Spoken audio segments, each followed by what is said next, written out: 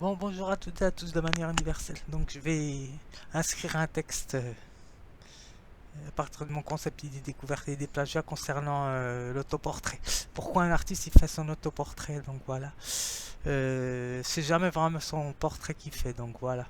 Si je m'amuse à faire, on va dire, si je m'amuse entre guillemets à faire plusieurs portraits de moi, c'est pas, c'est pas le fait de se narcissiser, donc voilà, c'est pas ça, c'est autre chose qui recherche l'artiste. Donc j'ai fait un texte sur cela et sur les éléments que l'on retire dans telle ou telle peinture que je fais, puisque c'est dans mes peintures que je retire les choses. À partir d'une représentation que je fais, j'essaie de créer, on va dire, approximativement une d'originalité, on va dire ça comme ça, pour faire découler d'autres idées. Donc voilà, c'est ça le travail de l'artiste. Donc voilà, pour pouvoir pas impressionner, hein, pour pouvoir donner des impressions à d'autres personnes. Donc voilà, qui seraient tentés d'avoir des comment, pas des impressions, hein, bien sûr des idées. Donc voilà sur ce que la personne veut faire ou pas. Donc voilà. Alors j'ai fait un texte sur l'objectivité. Donc voilà, l'objectivité c'est quelque chose de d'universel. Donc voilà, normalement c'est quelque chose d'impartial. Donc voilà, est-ce que ça existe vraiment? Je ne sais pas. David Hume nous dit que enfin David Hume, Berkeley nous dit donc par l'intermédiaire de David Hume nous dit que la, su- la su- l'objectivité n'existe pas vraiment. Mais moi je pense que c'est vrai. Donc voilà, puisque en partant du contexte qu'on a telle ou telle éducation, donc on va avoir des opinions comme dirait Spinoza. Donc voilà.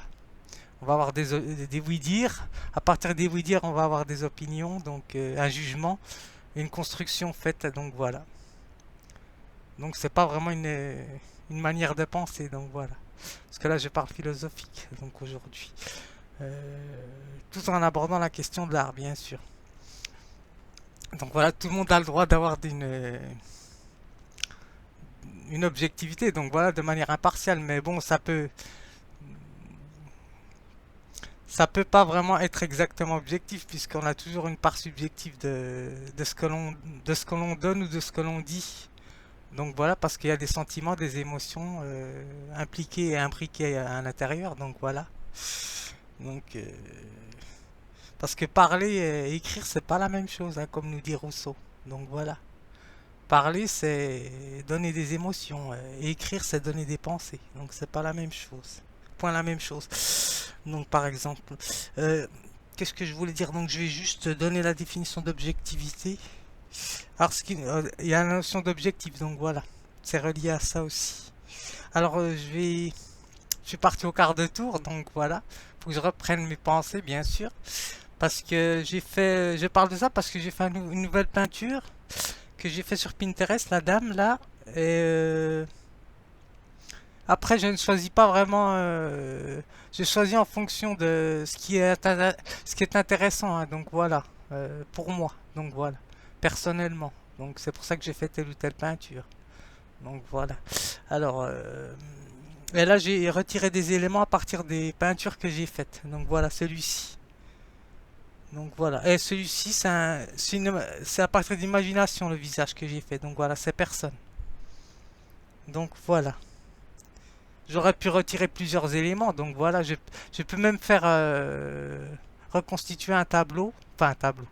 Une peinture à partir des éléments prélevés dans telle ou telle peinture. Donc voilà. On va dire je peux recréer des visages à partir d'éléments prélevés. Donc voilà, l'artiste il peut faire beaucoup de choses, hein. Donc voilà, selon son temps et ce qu'il passionne. Donc voilà.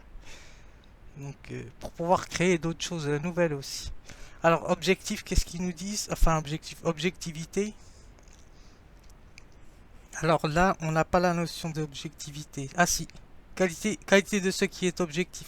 Absence de parti pris. Donc voilà. L'objectivité d'un jugement. Donc voilà, une part de jugement. Donc voilà. Mais ça peut être aussi par une manière de se protéger aussi. Donc voilà. C'est pour ça il y a la notion de devoir au niveau kantien, bien sûr, hein, ça c'est normal. Donc chacun remplit ses devoirs. Donc voilà, ou son travail. Donc voilà, si je mets en pratique la chose kantienne, ben chacun a un intérêt entre guillemets à remplir ses devoirs. Donc voilà, si je, si j'utilise la manière pratique kantienne. Donc voilà. Donc ça se retrouve à l'école. Donc voilà, la notion kantienne se retrouve à l'école aussi. Donc si vous ne faites pas vos devoirs, ah ben vous êtes puni aussi.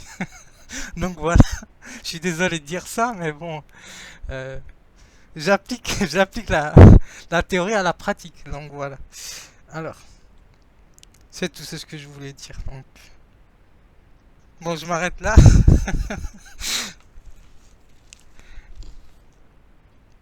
Alors, objectivité, qu'est-ce qu'ils nous disent? Alors, qualité de ce qui existe indépendamment de l'esprit. Donc voilà. Alors, deuxième sens, c'est qualité de ce qui donne une représentation fidèle d'un objet. Donc voilà, ça c'est bien, c'est important, c'est vrai. Impartialité, neutralité. Donc voilà. Alors moi j'y crois pas vraiment beaucoup à l'impartialité. Donc voilà. Ou soit faudrait se départager en plusieurs morceaux. Donc je ne sais pas si ça existe. Ça, donc voilà. C'est cela que je voulais dire. Ou départager sa pensée, c'est ça que je veux dire. Donc voilà. Donc alors d'être dans un état schizophrénique ou autre chose. Donc voilà, ça c'est autre chose. C'est une maladie mentale entre guillemets. Donc voilà, c'est une pathologie. Donc voilà, c'est autre chose. Vous voyez, quand on rentre dans la... Enfin, quand on essaie de réfléchir sur la notion d'objectivité, c'est complexe. Donc c'est pour ça que au sens spinoziste, il y a le premier genre, deuxième genre de connaissance. Donc voilà, le premier genre de connaissance, c'est l'opinion, les jugements. Le deuxième sens, c'est le raisonnement. Donc, et le troisième, c'est l'intuition. Donc voilà. Donc c'est la connaissance totalisante de tous les causes et les effets qui permettent d'improviser ou d'anticiper telle chose. Donc voilà. Je ne reprends pas exactement ce qu'il nous dit Spinoza, mais c'est à peu près ça. Enfin, pas à peu près, c'est cela. Alors, je m'arrête là. Alors, ce qui nous donne comme définition au niveau du dictionnaire philosophique. Alors, objectif, j'ai que objectif, donc voilà, mais je vais rebondir sur l'objectivité, parce que je parle d'objectivité. Mais c'est intéressant, ce qu'il nous dit, c'est du latin ob ejectus, qui est placé devant. Donc voilà, ce qui est en rapport à l'objet qui est placé devant le sujet.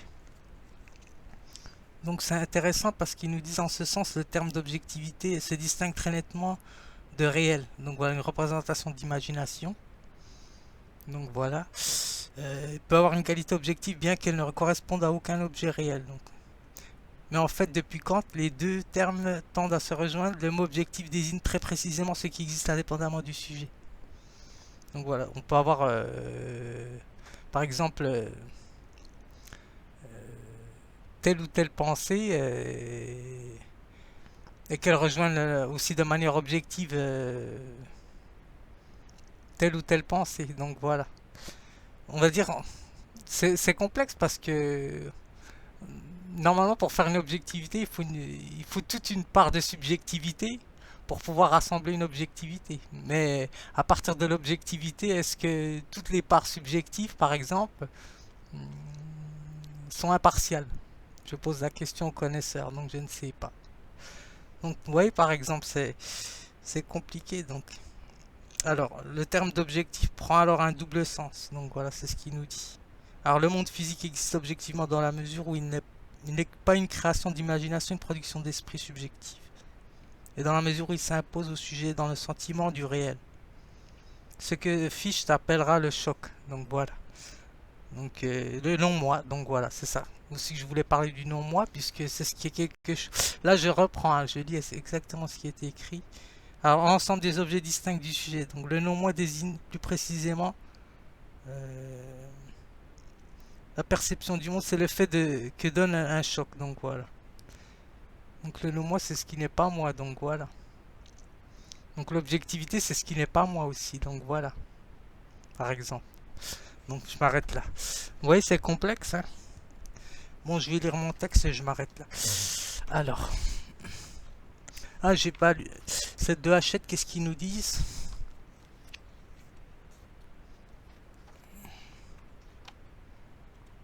Après, il faut que je retourne à la réalité, mais je suis toujours dans la réalité, hein, donc voilà. L'artiste, comme j'ai dit, c'est pas quelqu'un qui rêve, hein.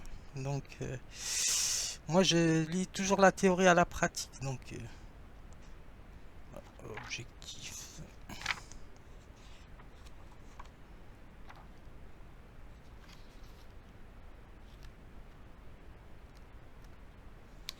Alors, qu'est-ce qu'ils disent? Objectivité, donc qualité de ce qui existe en dehors de l'esprit. Donc voilà. Donc c'est déjà une idée déjà. Donc que l'on se fait à partir des objets extérieurs qui ne dépendent pas de nous. Donc voilà. Il y a déjà un rapport déjà de passivité au niveau du sujet. Ou des sujets, puisque moi aussi je fais partie aussi des sujets. Donc impartial, donc ce qu'ils nous disent. Attitude, on va dire, ils nous disent attitude objective impartiale. Donc voilà, ils ont bien précisé que c'est une attitude. Donc voilà, c'est pas vraiment exactement. Là, ils ont bien précisé. Alors, je lis mon texte et je m'arrête là. Donc ça suffit. Faut bien que je parle aussi, puisque ça fait longtemps que je suis pas intervenu. Donc voilà, je danse beaucoup donc en ce moment. Donc alors, objectivité et autoportrait. Donc voilà, c'est important. Je pense que je ne sais pas si les artistes seront d'accord avec moi, mais quand ils font des portraits, je pense qu'ils analysent autre chose. Donc voilà. Bon, il y a le processus d'immortalité et d'éternité, bien sûr, au niveau des sculptures et tout. Et aussi des tableaux, hein, bien sûr. Hein, donc, mais aussi c'est l'essence de l'être, donc voilà, qu'ils essaient de rechercher. Donc je pense que c'est ça. Il y a une notion aussi spirituelle et théologique, hein, aussi. Donc voilà, c'est un mélange de tout, hein, donc l'art. Donc, alors, alors la notion de clair et... Alors j'ai intitulé mon... Il est complexe, la notion d'objectivité. Alors j'ai intitulé objectivité autoportrait. Comme je fais des autoportraits de moi souvent, donc... alors la notion de clair et distinct chez Descartes, alors permet à l'artiste ou des artistes, hein, de considérer l'objet dans sa totalité et dans ses parties. Le fait d'extraire un élément ou plusieurs donne la possibilité de faire intervenir le travail de la pensée.